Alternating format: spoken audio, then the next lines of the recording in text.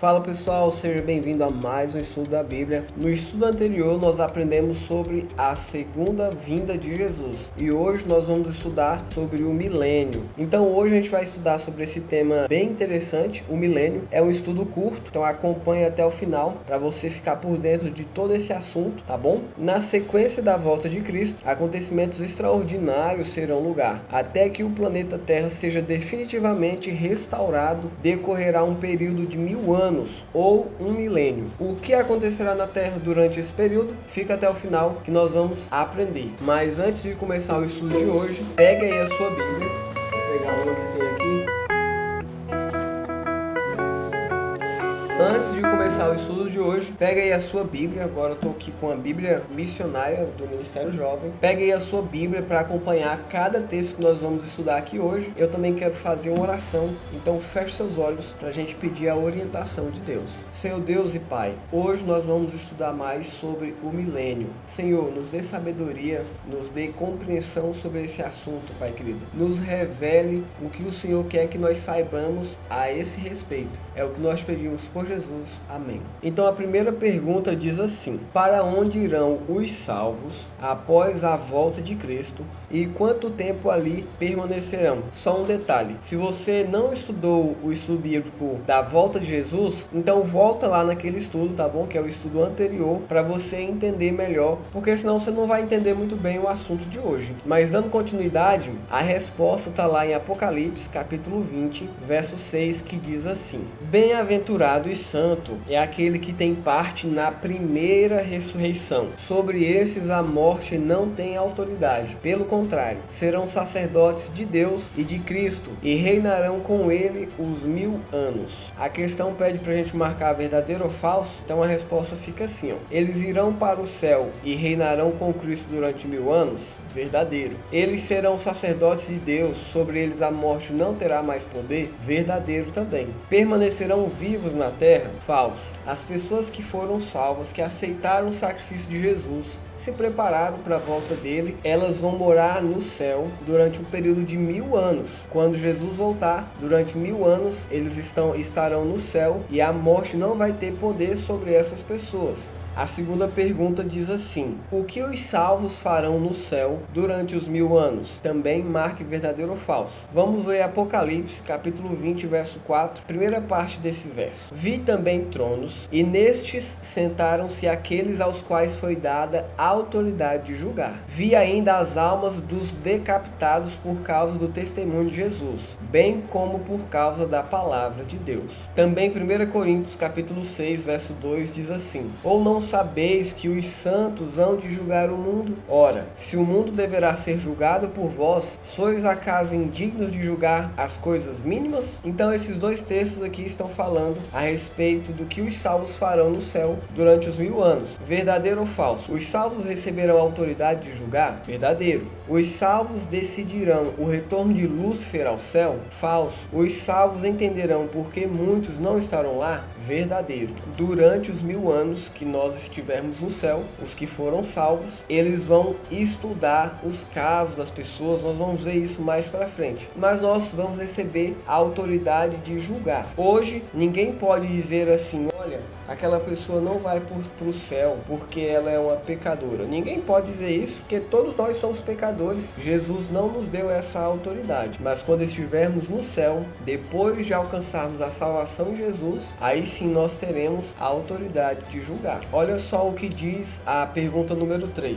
Como ficará a terra durante esse período? Jeremias capítulo 4, verso 23 a 26 e capítulo 25, verso 33 diz o seguinte: olhei para a terra e ei-la sem forma e vazia, para os céus e não tinham luz. Olhei para os montes e eis que tremiam, e todos os outeiros estremeciam. Olhei e eis que não havia homem nenhum, e todas as aves dos céus haviam fugido. Olhei ainda, e eis que a terra fértil era um deserto, e todas as suas cidades estavam derribadas diante do Senhor, diante do furor da sua ira. Os que o Senhor entregara à morte naquele dia se estenderão de uma a outra extremidade da terra. Não serão pranteados, nem recolhidos, nem sepultados. Serão como esterco sobre a face da terra. Então esse texto aqui, pessoal, está falando de como que vai ficar fisicamente o estado da terra. Ela vai ficar sem forma e vazia, no sentido de que todas as cidades vão estar derrubadas, destruídas. As pessoas que não aceitaram a Jesus como Salvador irão morrer ao contemplar a glória de Jesus voltando sobre as nuvens do céu, e não vai ter nenhum animal, nada. A terra vai estar sem forma e vazia, com apenas uma exceção que nós vamos ver um pouco mais adiante, mas isso é o que o texto está falando.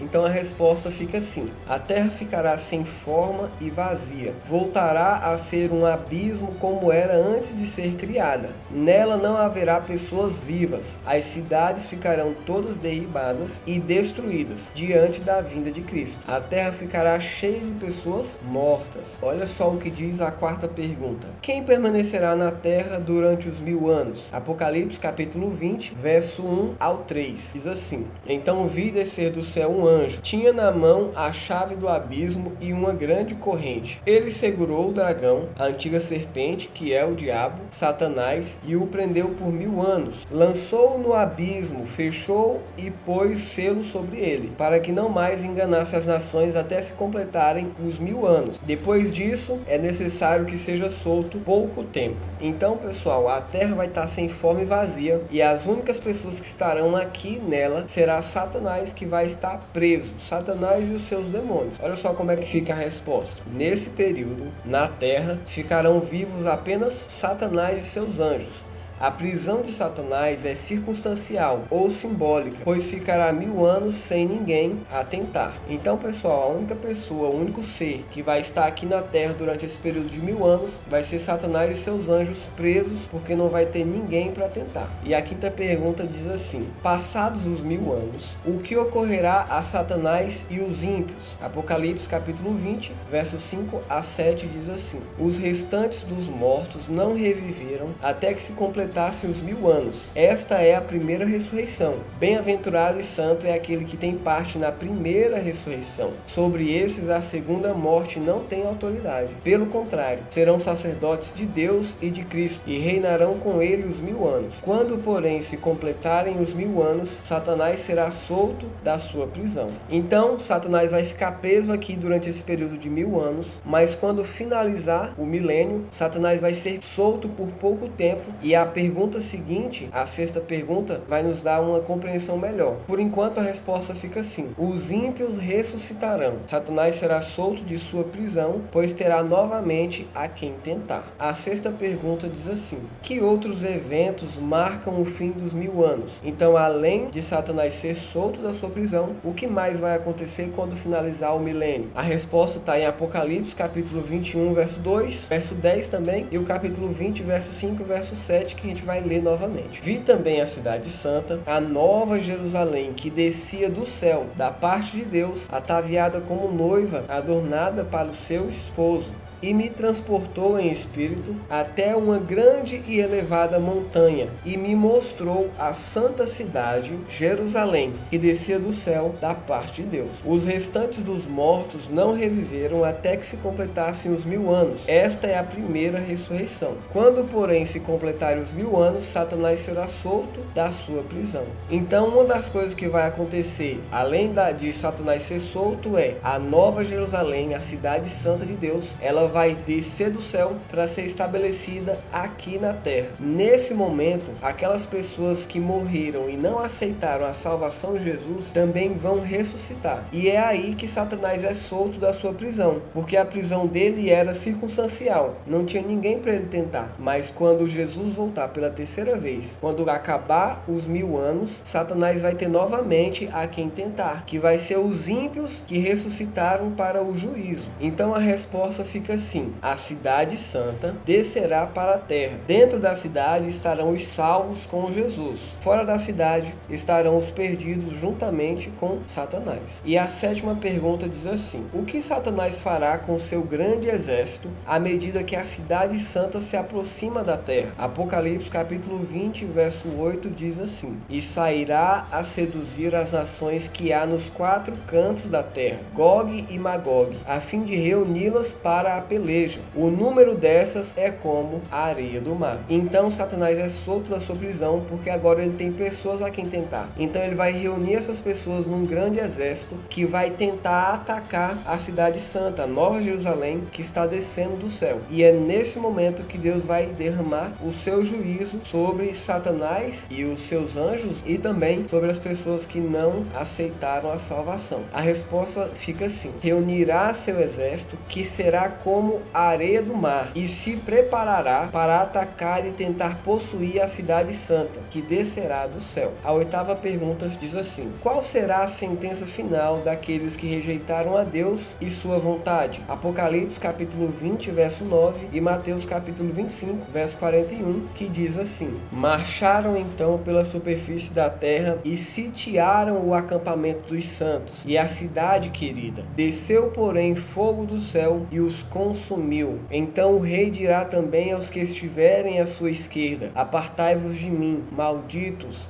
para o fogo eterno, preparado para o diabo e seus anjos. Isso é muito interessante, pessoal, porque o juízo de Deus não foi preparado para o ser humano, foi preparado para Satanás e seus anjos. O problema é que muitas pessoas, infelizmente, não querem aceitar a salvação que Jesus dá, e elas vão sofrer a mesma consequência que Satanás. Satanás tenta as pessoas, no fim das contas, porque ele quer livrar a própria pele dele, porque ele vai ser condenado e ele também vai pagar pelos pecados de cada pessoa que aceitou a salvação em Jesus. Agora, aquelas pessoas que não aceitaram a salvação vão pagar pelo próprio pecado. Então a resposta fica assim: descerá fogo do céu e, aqui está escrito enxofre, mas e destruirá os que rejeitaram a salvação. O fogo foi preparado para o diabo e seus anjos. Aqueles que não ficaram ao lado de Cristo receberão a mesma sentença. O desejo de Deus é salvar. Para isso, Cristo deu a vida. A destruição é um ato estranho para Deus, mas depois de dadas todas as oportunidades, ele terá que destruir o mal para devolver a perfeição original a seus filhos.